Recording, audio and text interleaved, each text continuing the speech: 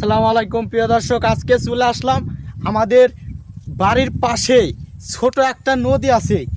সেই নদীর ধারে এত সুন্দর, মনে করেন এই সৌন্দর্যর কোনো উপদাস করা যাচ্ছে না, তার প্রশংসা করে কখনো শেষ করা যায় না। আমার কাছে অনেক সুন্দর লাগে, আপনাদের কাছে কেমন লাগে আমি তা বলতে পারবো না। এ দেখেন চারদিকে শুধু ঝাউ গাছ, এই ঝাউ গাছের মাঝে যে ছবি নিতে চান আসলে আমার সাথে যোগাযোগ করতে পারেন।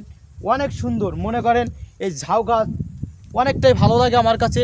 পাশে কলার বাগান, পাশে ছোট একটা নদী আছে, সেই নদীর ধারে এই মনে করেন এই ঝাউ গাছ।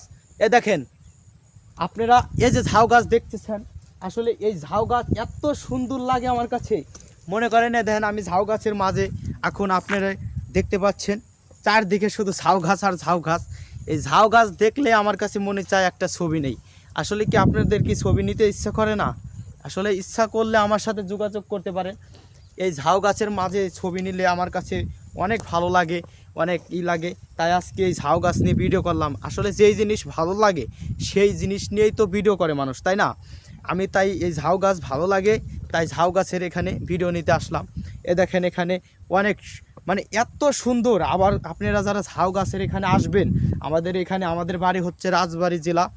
আমাদের বাড়ি থেকে আসতে গেলে রাজবাড়ী জেলা আসতে হবে, থানা রাজবাড়ী। আসতে হলে আপনারা আসবেন প্রথমে সোনাকন্দর মৌলভীঘাট, গোদারবাজার ঘাট, এই ঘাটে আসলে পারে আপনারা আমাদের এই পার নদী পার হয়ে আমাদের এই ঝাউ গাছের এখানে আসতে পারেন। আপনারা যদি আমার সাথে যোগাযোগ করে সবচেয়ে আপনার ভালো হবে। এত সুন্দর লাগে এই ঝাউ গাছ। আপনারা যদি আসেন এখানে ছবি তোলার জন্য আমার সাথে যোগাযোগ করে আসতে পারেন, কারণ